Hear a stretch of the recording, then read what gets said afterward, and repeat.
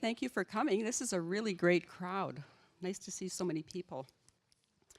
My name is Val Arnaud-Pelche, and I'm the Indigenous Coordinator with the College of Medicine and the School of Physical Therapy. And my job today is to introduce Dr. Caroline Tait and her talk to you. First of all, I want to do a little bit of a land acknowledgement. I want to acknowledge that the land we're on is Indigenous land, Treaty 6 land, the territory of the Métis, and I also want to acknowledge the ancestors, the elders, past, present, and future, and the little ones and those yet to come. Ekose. In terms of this talk, I want to thank the Indigenous Admissions Program at the College of Medicine, that's actually my program, the Division of Social Accountability, the Saskatchewan Indigenous Mentorship Network, and thank all of you for coming today. This talk will be available online on the Saskatchewan Indigenous Mentorship website in the coming weeks. Lunch will be available after the talk, just outside of the room here, I think at about 1:15-ish, in case some of you are hungry. I know I am.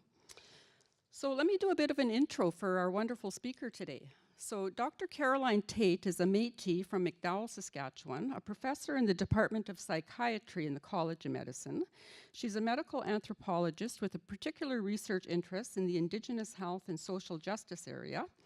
Dr. Tait earned her MA at the University of California, Berkeley, and her PhD at McGill University. She has been a Fulbright scholar and a visiting fellow at Harvard and completed a postdoc fellowship at McGill. In 2004, Dr. Tait returned to her home province of Saskatchewan to join the IPHRC, as we know it, the Indigenous Peoples Health Research Centre, a collaborative initiative involving First Nations University of Canada, U of R, and the U of S. In 2012, Caroline became a member of faculty at the Department of Psychiatry at the U of S. She currently co-leads First Peoples First Person, a national Indigenous research hub of the Canadian Depression Research and Intervention Network. She's the nominated principal applicant with the Saskatchewan Indigenous Mentorship Network and part of an RUH Foundation grant team with Drs. Moser and McGinnis, who receive funding for the project Organ Donation and Transplantation, examining culturally safe public health, education, and healthcare services for Indigenous peoples. Dr. Tait has conducted community-based research in partnership with First Nations and Métis communities, organizations, and national and provincial governments for the past 25 years. Join me in welcoming Dr. Tait.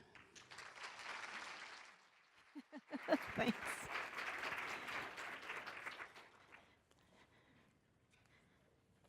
So I'm just going to set that down. Oh yeah, you can hear me. I can hear myself. So good afternoon, everybody. And I want to thank Val for the introduction and also to being invited here. And I'm really pleased to be here, and I'm quite surprised at how many of you there are here. So thank you. And I think it must be the title, and the title probably, I hope the talk lives up to the title. So I want to talk. I'm funky about acknowledgement of territory personally, because this is my territory, and I grew up here. And maybe I want to acknowledge the visitors to this territory, and make that this is very, very special territory. And I grew up right by Batoche and Duck Lake, and that's where we fished, that's where we lived, that's where we were in the bush, that's where my dad hunted and trapped, and it's a very special place for me. So this territory means a huge amount to me and others in this room, I know. So I want to talk about cultural safety. So I'm an anthropologist, and the term cultural safety is something that we hear a lot about, and I want to talk about this in a way that draws attention to the lived experience of Indigenous people, and particularly I want to draw attention to the lives of the people that I commonly work with in my research, and those are people who are generally dealing with addictions. I've worked with people who have been in prisons, with moms who have lost their kids to child welfare, and I love these people. I love them. And they have taught me so much, and I'm very humble in their presence because of the wisdom and knowledge that they have, and just the generosity to share. So this is really about what they've taught me. And so I want to move to the first slide. So my team, I want to acknowledge my team made the slides for me, so I actually haven't seen them. I gave everything that I thought, and so they're kind of like Batman slides. But there's a reason we did it this way, is that I want to talk about language and the ways in which we use language and the importance of language, and that words matter and words have power. And one of the things that we do very, very commonly, and we're driven largely by the ways in which research and the ways in which healthcare unfold, is that they're buzzwords. Buzzwords and what we call big words, right? So cultural safety is a big word, a big concept. And what we see commonly, and I've put a few of them into this slide around Indigenous research and healthcare provision, is that you will hear these, and they change over time. So back in the late 1990s, early 2000s, everything was about resilience. And it was all about knowing about resilience and how are people resilient and what makes a person resilient. And CIHR came out with a number of calls, and we all responded, and we all talked about resiliency on a daily basis. We don't talk about resiliency so much in that way.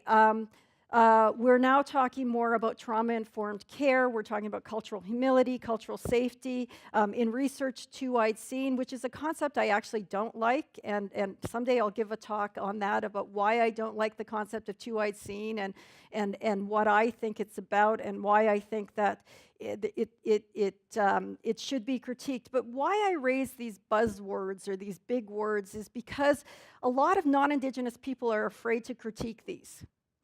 And so the first thing I want to say to you as a Métis person is that, you know what, we're pretty tough, and we're scholars. And so don't be afraid to critique us. Don't be afraid to look at these words and take them and pull them apart and turn them upside down and see what we're up to when we're using the terminology that we're using, and how does it unfold, and what happens and doesn't happen when we use these words. So please don't be afraid, at least if you're in my company. Please don't be afraid to challenge these words, because a lot of people feel that Indigenous people own these concepts, right? And because they're concepts that came out of Indigenous people and are writing, that somehow they can't be challenged. And that's not going to help. That's not going to help in terms of moving our thinking forward, that we need people to critique them. We need people to look at them. And we will always be driven by buzzwords and big words. That's the way our funding works. That's the way our idea of moving things forward, right? And we can see that they fall in and out of fashion at different times. These categories also intersect with diagnostic categories. So they intersect with different diagnostic categories that become associated with Indigenous peoples. So if you look at the categories I've put up, those are highly associated with the health profiles of Indigenous peoples. And I'll talk only about fetal alcohol syndrome because that's the one I know the most about it. And when I did my research back in 2000 and wrote about fetal alcohol syndrome, what I realized is that the diagnostic category had actually been, and I'll use another buzz term, indigenized. So in fact, in Canada, when you looked at the ways in which people talked about fetal alcohol syndrome, that you could map the secondary disabilities of fetal alcohol syndrome right on to all of the problems that were occurring in First Nations and Métis communities. And the secondary disabilities mapped onto the social ills that were happening in those communities. And so it evolved that way partly because the science wasn't very strong. The science was iffy, and it's still a little bit iffy today, although people will argue with me about that. But we still have people in our society who are Indigenous that are diagnosed with fetal alcohol syndrome by teachers, lawyers, judges, without any medical diagnosis. And so the intersection of these is very important in terms of the ways in which People understand the diagnostic categories and the behaviors associated with those categories and how that becomes indigenized. And that's another talk. But I want you to think about that, and a lot of that falls around the behavior of patients or around the behavior of individuals. So what drives these big words and buzzwords? And I've talked about that a little bit, but it's our healthcare system. It's the way we do research. And so right now, there are calls for cultural safety, proposals on cultural safety. And you know what we do? We get busy, and we think about it, and we write these beautiful proposals, and we convince people to give us money to go out and do research around cultural safety. I have never in my life heard one Indigenous person that I work with in my research study say, you know what, I felt the care wasn't culturally safe. They never talk about it. And actually, as a matter of fact, we did, and it comes up in another slide, we did a study looking at all the research that was done on cultural safety, and there's not one study out of 150 studies that actually is from the point of view of patients. Shockingly, there's not one study. But we're always looking for new and innovative ideas, and as academics, we're driven to be clever. Right? We're driven to, our careers are made through these buzzwords and these big words, right? So as you saw with my organ transplant and donation when Val was introducing me, what did we write? We said, this is going to be about cultural safety. Why did we do that? Because we knew that would help us get funded, right? So the study is about, providing providing good care to people, so that people around organ donation and transplant who are Indigenous, that we learn what the context in which people want to receive their health care, how they want to be treated. So it is about cultural safety, right, in the general sense. But we're constantly pushing for these new ideas, and that's part of what we do. But what happens with these terms, and if you look at terms like cultural safety, trauma-informed care, cultural humility, there's an ambiguity to them, so that they're not easily defined or they're not narrowly defined in a way, so that you can adopt them in local settings. So what we have is we have people adopting them in local settings, and so what happens with them is that what you see, the original intent, so the original intent of cultural safety, and I'll talk about that a little bit later, came out of the work of Maori nurses. But what happens is we have the commodification of these big buzzwords. And so we start to see them institutionalized. So if we look at OCAP, for instance, is another example of First Nations, and there's a one day we will have Seal Tournier come here and talk about the history of OCAP, of First Nations ownership, control, access, and possession of research. And Seal will tell you about the struggle that they had in order to get control of their data, First Nations data, right? But that now, OCAP, you see it everywhere. It was so bad that the First Nations Information and Governance Center trademarked OCAP in order to stop people from using it as a big word, as a buzzword, and that they would write it into their grants and say, we're doing OCAP. So that's how far that group went in terms of trying to control the life of these categories. And that's what I love to look at, is what is the life of these categories? Where do they go? How do they get used? Who's using them? Who has the power to use them? And who has the power and who's disempowered by their use? And often these words are attached to research projects, right? So we're just publishing a paper. I'm publishing it with Dr. Robert Henry and Bill Mussel, Dr. Bill Mussel, who's an elder, and we're talking about a new category, micro-reconciliation.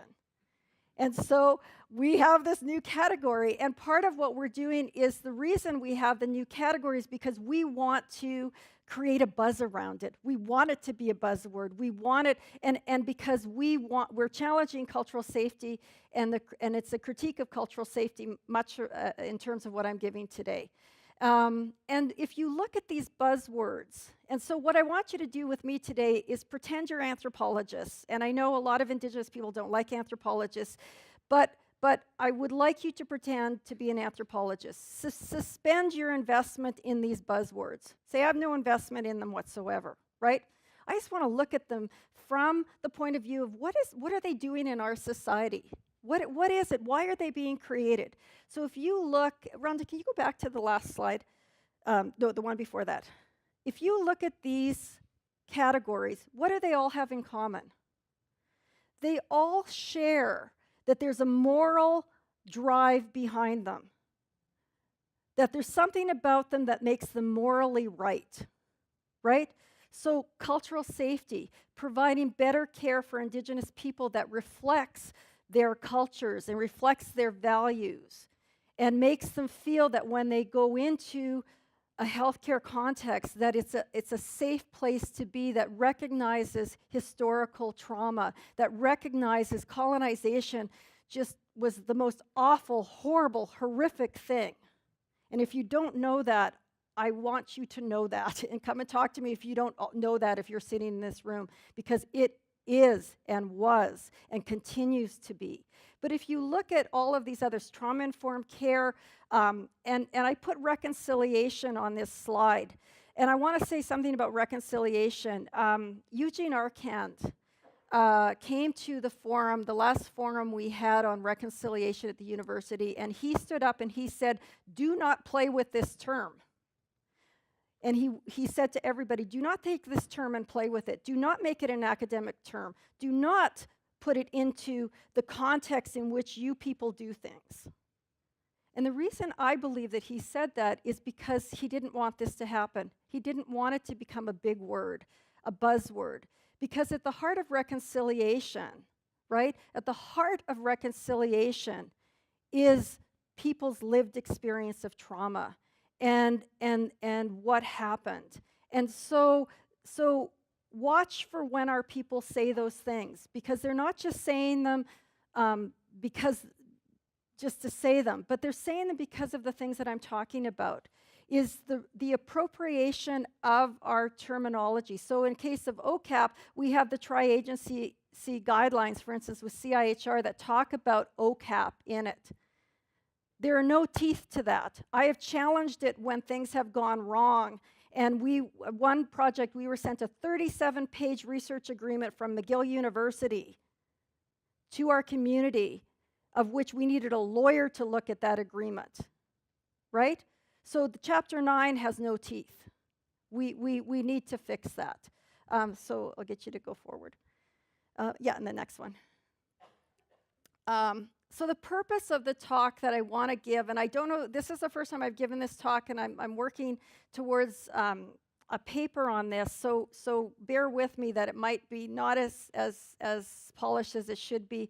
But I believe there's a distance between the categories of cultural safety and the lived experience of people, the lived experience of frontline healthcare providers, and the lived experience of Indigenous peoples as they go through the healthcare system. And so that's what I want to talk about today. And I also want to shake it up a bit. I want you guys to be angry at me. I want you to be annoyed at me. And I want you to think, right? So you don't have to agree with me. I love it when people, one lady said to me, I didn't agree with everything you said, but you made me think. That's what academics, that's what we should be doing. We should be doing that. And part of what happens around terms like cultural safety and humility is that everybody's silent. That people feel that they are sacred, that you cannot critique them. You cannot say that this is maybe not working in the way we thought it would work. Because people are afraid that because it's come out of Indigenous scholarship, that somehow that they can only be critiqued by people who are Indigenous, right?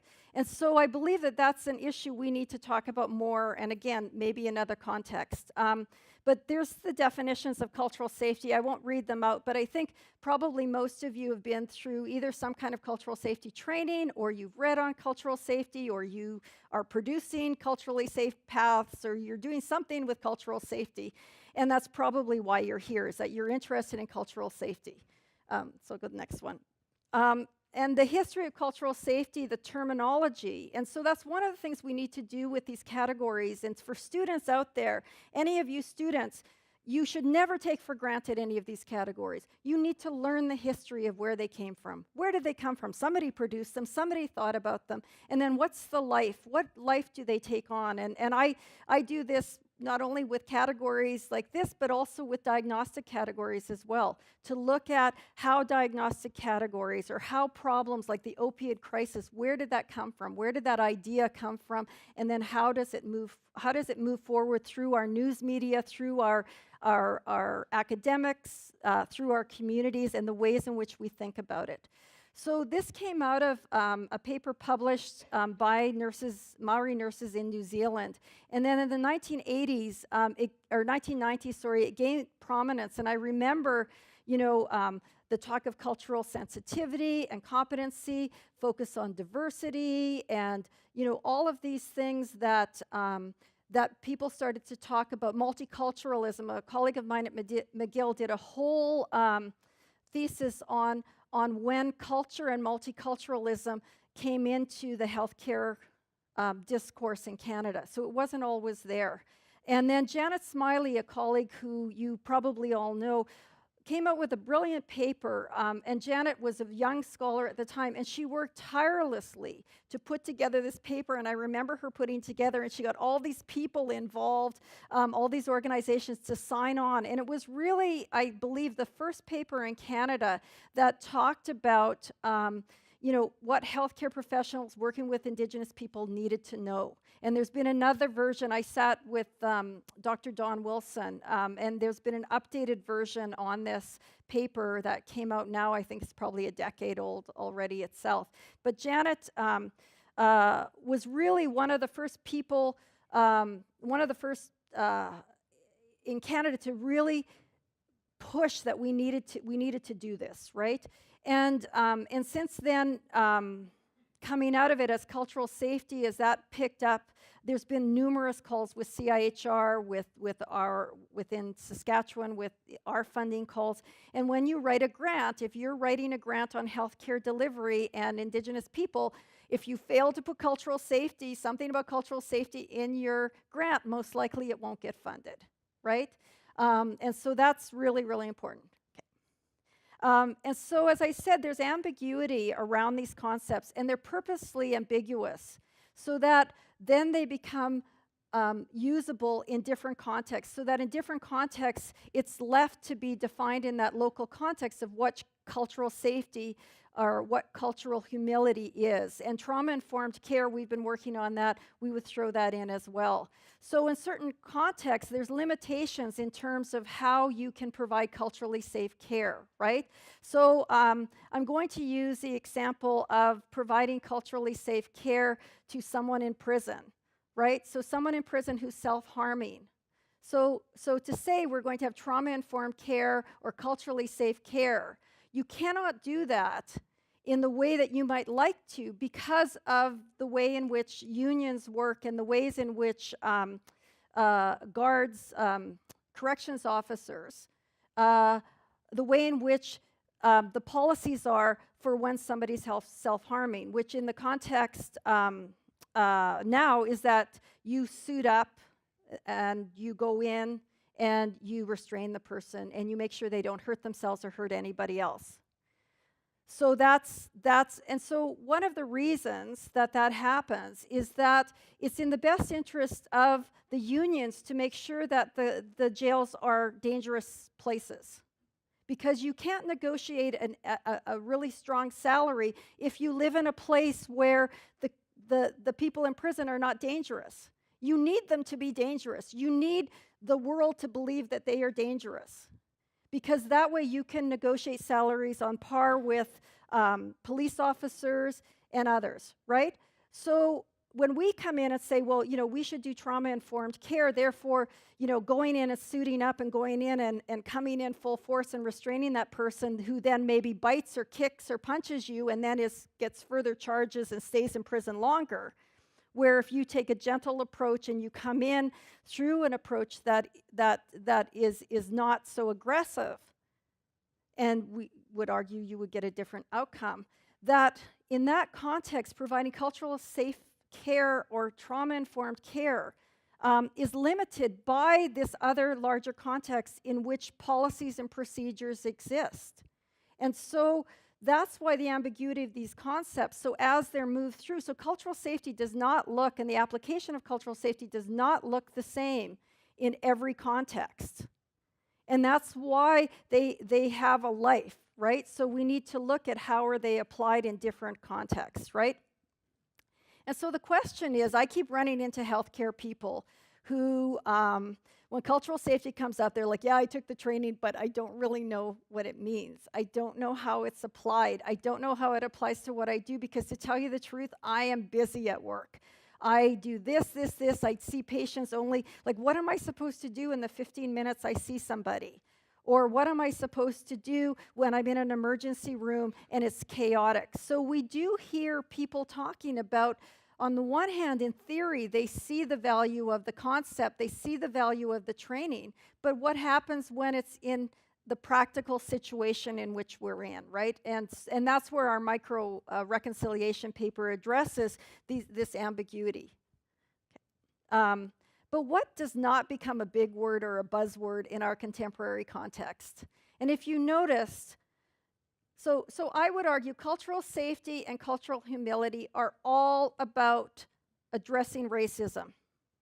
They're all about addressing the experiences that Indigenous people have where they experience racism. And when you talk to people, who access our healthcare system, when I talk to the people that I work with, they talk about racism.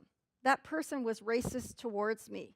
I don't want to go back there because they're going to stigmatize, like, they don't use stigmatize, but I remember one woman saying to me, I sniff, and so I don't want to go and get my therapy because it's like they're going to judge me. And so there's this sense of racism. And so we don't find that racism and anti-racism become big words or buzzwords.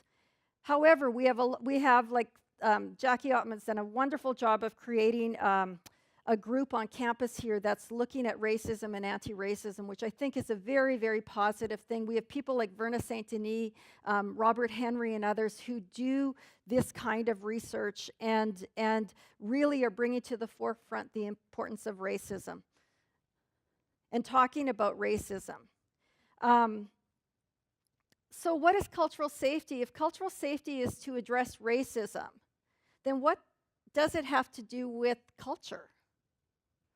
So one of the things that I feel, and I'd love to hear from all of you about, is that in the context of that I work and the people that I work with, is that what they experience is not negativity towards their culture and their cultural beliefs and practices. What their experience is negativity towards the color of their skin, their identity as a First Nations or Métis person, their position, their social position as a person who's poor, a person who has mental illness, a person who's dealing with addiction. And I would argue it's the intersection of those factors in however it plays out in the person's lives, their lack of education, their lack of employment. That's what they need safety around. So we say it's about culture, but in fact the question is, how is it about their culture?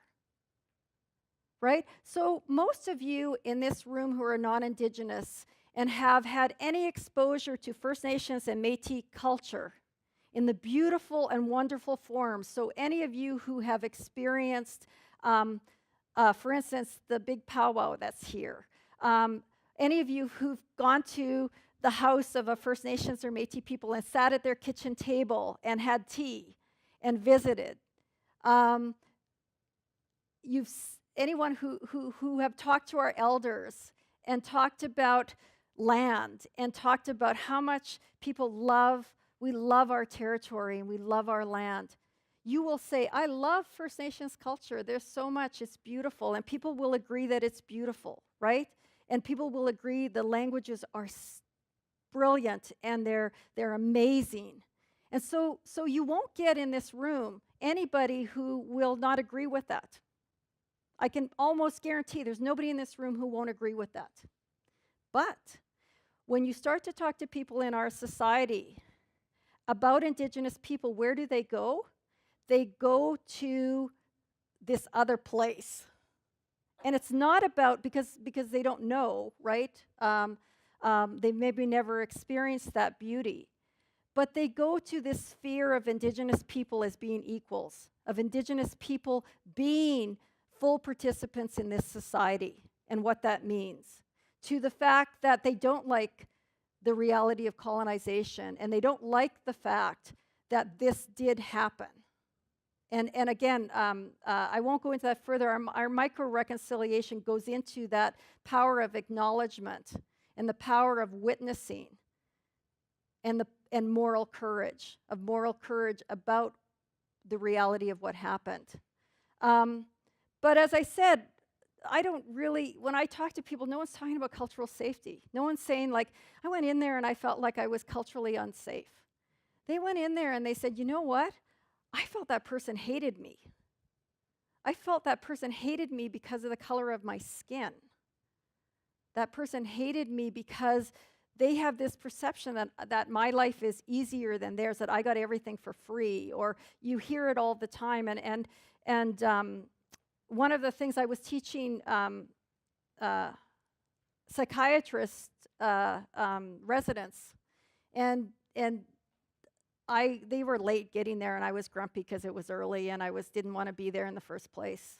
Anyway, but so it created this dynamic between them and I, and there was tension in the room. And normally when I teach, there's not tension in the room, but there was tension in the room. And that tension taught me this huge lesson about when, and they were pushing back at me, right? And one of the things they said to me is, you know, most of the medical students that are Indigenous that get into medical school are actually not really that Indigenous.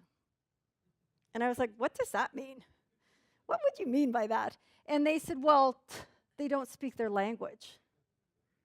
So here I'm giving a talk on residential schools, and I'm giving a talk on colonization. And embedded in them was this idea that you're not Indigenous enough if you don't speak your language. Excuse me. It was shocking to me.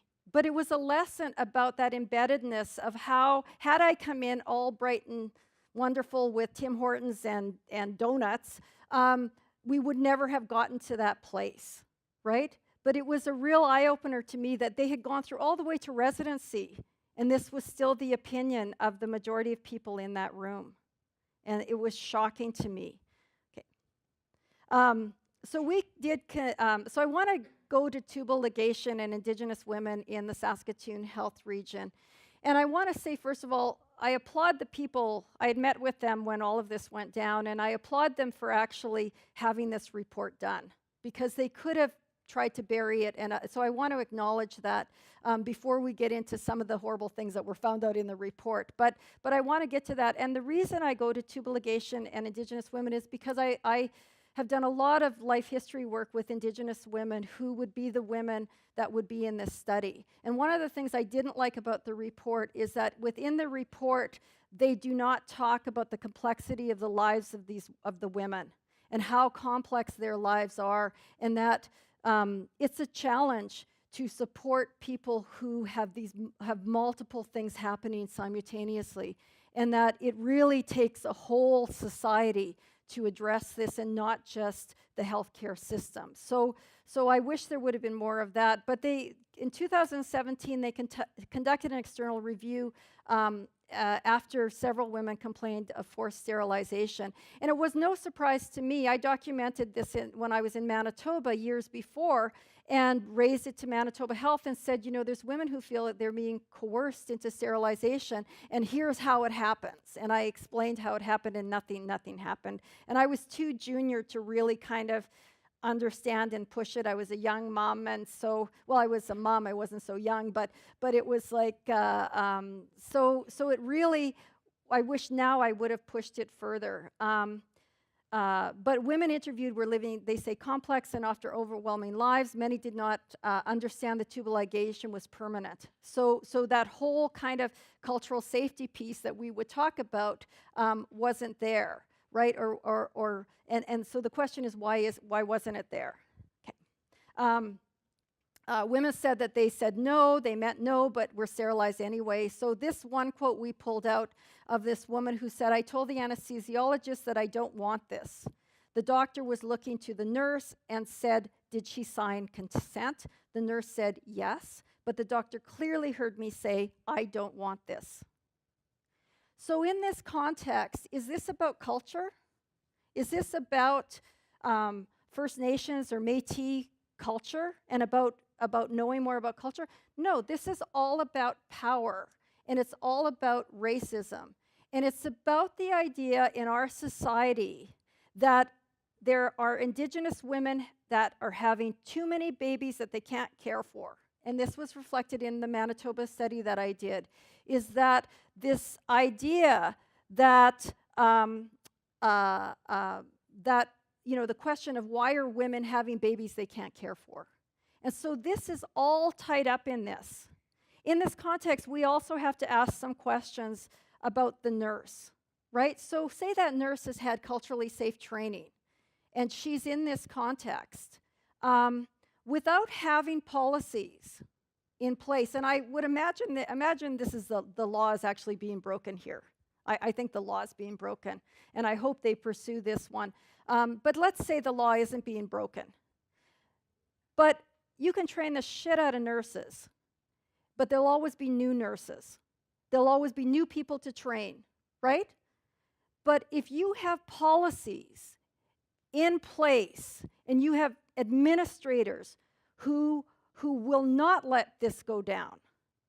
So that nurse, if you're, just say she's just graduated, say she's a First Nations nurse, and there she is in that context, and she's got that surgeon, the room has been booked, the health, everything's rolling. How many of you would have stood up and said, stop this now? So we don't know in this context. Like, if that nurse is 20 years old, what's going to happen to her in the context of the department that she's working in? What's going to happen to her if she stops it and goes and says, no, I'm not going to do this. I'm not going to participate in this. Right? We're not asking those questions, right? So we're focusing, so the doctor in that context obviously has a huge amount of power and control, right? And, so if we're looking at addressing structural violence towards Indigenous people in healthcare, we need to talk about racism. We need to talk about power. We need to talk about how do we address that better than we're addressing it. And I firmly believe, and I'll put it out to you because I think this is one of the problems with anthropologists is we can dismantle everything and make a big shitstorm, and then we don't know how to put it back together. So that's the thing. Like, if cultural safety isn't what we should be doing, my sense is that we need to be looking at our policies and procedures. A wonderful woman who's the head of the Indigenous Midwifery Society or something like that of Canada said about this report, if all of those women would have had an Indigenous midwife, this would not have happened. That's a really important question because you know what? That involves investment.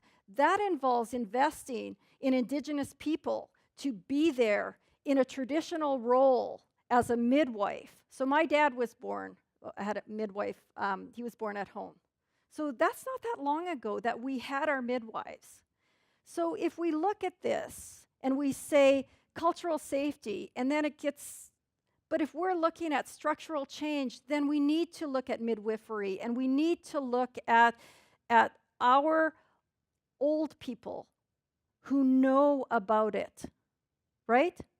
So not Indigenous people don't know about this. I don't know about this. We need to go to the people. We need to use the language. We need to go back. That to me is cultural safety. So I challenge us to look at these examples, and I'll go to the next one. The complexity of the lives. So I don't know really how many physicians know about how complex the lives are, or healthcare providers of the women, or who are in these circumstances. I think they know more or less, and over the years probably more. But one of the things, I wrote a paper back, it's a few years ago, about a woman who she'd been hit by a car and was in a wheelchair. And she, her story is horrific. But if you looked at her life prior to, or if you looked at her family prior to her being born, you could predict that she would end up where she ended up. And that's the sad part, is that the biggest determinant of Indigenous health are government policies, our healthcare policies. Those are the biggest determinants. It's not poverty, it's not education, it's policies. And so when you looked at her life, and when she had her tubal ligation, it was under the same types of circumstances as these other women. She basically thought that she had damaged her child because of her use. And because of that, she agreed to tubal ligation because she didn't want to hurt another child, and she was so much guilt. And so in the context, when we're looking at tubal ligation as an example, we see the moral pressure. And so when we're looking at healthcare providers, I can guarantee you that when they're looking at an Indigenous woman coming in to deliver, and they're looking at her, and she's had 4 or 5 kids that are in care, and the healthcare providers, the social workers, they feel that they have a moral right to steer her towards sterilization because of the rights of, they feel the rights of the unborn baby, the rights of the babies that aren't born yet. So they see the baby that's being born, and they see that the baby is born and exposed to substances, and so they will say, they will feel, and I have this documented in my research, that they will feel this moral obligation not to let that happen again.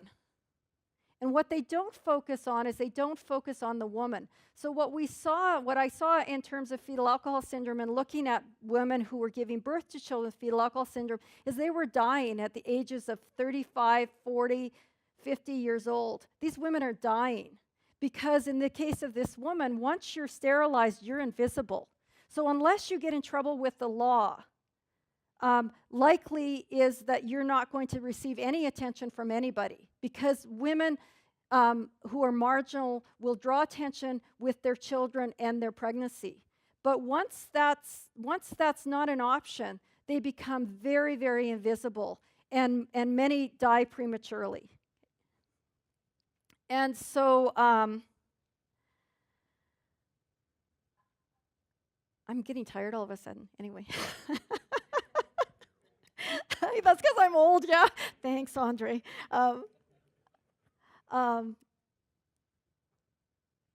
so I want to talk about the cultural safety training a little bit. And you guys can take me to task on this one, because maybe I'm full of shit, right? But the way that people have talked to me about cultural safety training is you go in for half a day or a couple days, and that's really how long the healthcare system can afford to have people learn about cultural safety. They can't really afford many more days than that, so you're in there. And what we have is we have wonderful people across the country. Many are Indigenous, and there's wonderful things like the blanket exercise I highly recommend to people. So there's certain ones that I think are really good.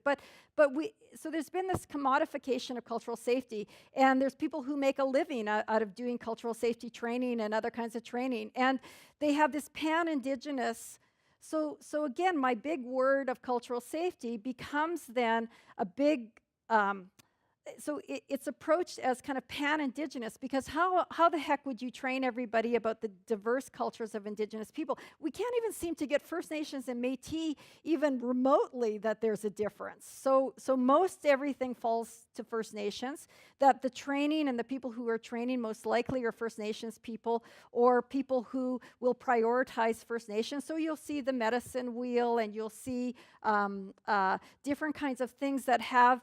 So even the medicine wheel historically is not what it is historically, is not what it is today when we look at it as it's been kind of put into the context of healthcare training. So not to say that what people are using isn't valuable, but I think what happens is that we see this, basically, we take these ideas from, so even we take them outside of the language, and then we make them into something new.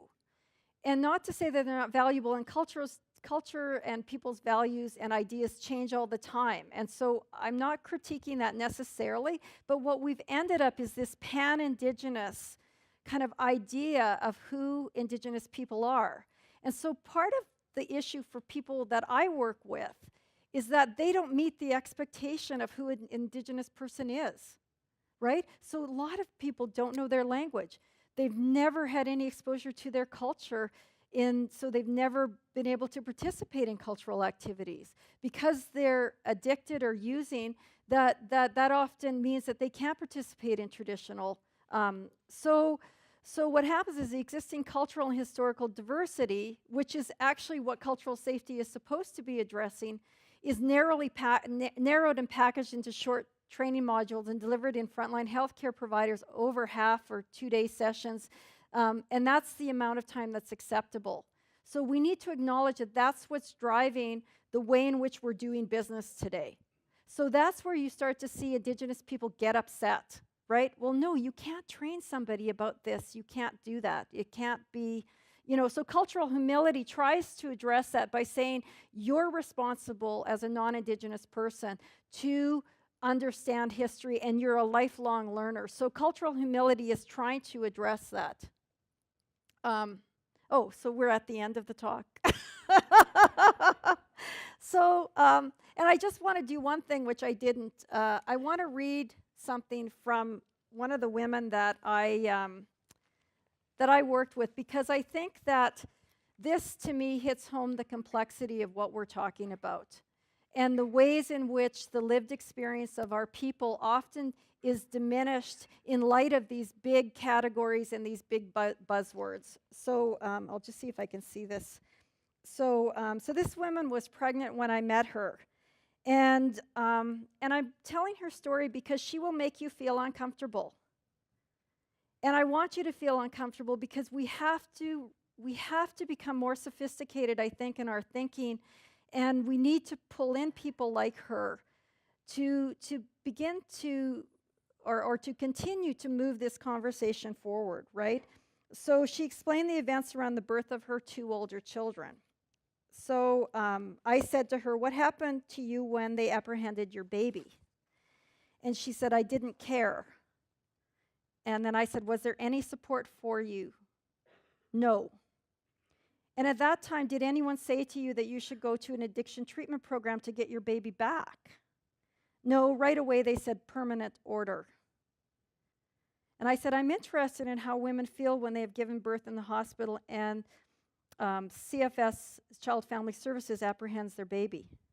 She said, "With her, I gave her up. I left the next day. I didn't bother staying. I left the very next day. I felt that I was strong enough just to leave her there, and I was thinking that if I would have stayed a couple more days, I would have got close to her, and I wouldn't want to leave her. So the very next day, I thought, just leave her. So I just left." So did anyone at all contact you and ask you if you were okay? Or if you needed any support at all? "No." "Well, Child and Family Services started calling me and wanted to know if I wanted to visit. But when I found out that I really harmed her when she was inside of me, well, they're not going to give her back. So when they said the permanent order was on her, then I said, okay, whatever. After I had her, they said they were going to go for a permanent order on all 3 of them, her other children. And then I said, and so even though she wasn't in your care, you kept getting reports about her?" "Yeah, I was visiting her up until she was maybe 6 months." "How did you feel about them saying that your use had caused problems for your child?" "How did I feel? I felt really bad. I thought I fucked this kid for life. She's probably going to get older and maybe she'll know who I am. Maybe she won't understand anything. Maybe if she does, then she'll hate me for what I did to her. And I just thought I wasn't going to have any more kids, but I ended up having another one after that. The best thing I ever did for her was to give her away. I think Look, after that, I was still on drugs. Where would she be today? She probably would have been more fucked up than she is. So then for you, what happened in your life? It was really mixed up after I had her. I broke up with my boyfriend and we were on and off. So after you broke up with your boyfriend, what happened? I got pregnant with somebody else's kid. What kind of support did you have? I didn't have any, nothing. In terms of family and friends? No, my parents were really mad at me. So you weren't seeing your parents at all. No, I locked myself away for about 6 months. I didn't have no friends. I didn't have nothing. I just moved into a hotel, went out prostituting. I sold myself, and I locked myself away for 6 months. I just go to work, get my drugs, go to work, get my drugs. I did that for 6 months till finally I went down to like 92 pounds. So you were still living in the hotel when you gave birth to the baby? I almost gave birth at the hotel. So the day you gave birth, were you using? I think I did a shot maybe 20 minutes before I had him. Did the doctors know that you know this when you went into the hospital? Yeah, because when he was born, they gave him something right away because he was badly shaking when he came out. He was withdrawing right away. Did they take the baby? Yeah, apprehended him at birth. Was there any support for you? No. Did a social worker come and see you and ask you how you were doing? No. How did you leave the hospital? Did you get up and get dressed and walk out? Yeah. That was it? Nobody asked you where you were going or what you were going to do? No. So with that baby, it was permanent custody order as well? Actually, he was apprehended, but I didn't really bother with him. I never visited him. I just gave him up like that. So then you went back to the hotel and you were still working? Yep. What was it like to go back to the hotel? A very big emptiness. It was bad, very depressing. And so did you start using again? Yeah. And so it says here, although the woman did complete an addiction treatment program during her current pregnancy, she subsequently started using again while pregnant because the courts granted the permanent order on her son. So no one's pretending that this isn't complicated. But we're putting so much money into these buzzwords, and we mobilize around the buzzwords instead of mobilizing around the people that we're supposed to be helping. So I'm not saying I know the answers, but I really feel like the commodification of these words and the ways in which we are so reluctant to talk about racism and so reluctant to talk about what happened, because what happened was nasty. And this young woman, she very much like the other women in my study, that the predictability, this predictability at the beginning of her life was more certain than her going to high school or her graduating or her having a stable and secure life.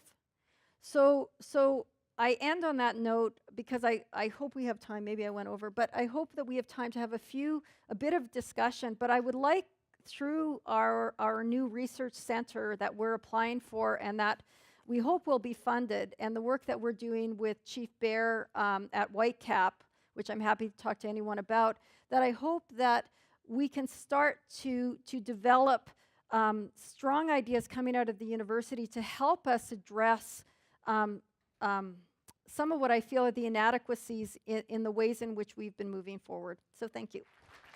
Come up to our time, and lunch is outside, so if everyone can just join me in thanking Dr. Tait. Oh. I have a gift for you. Thank you.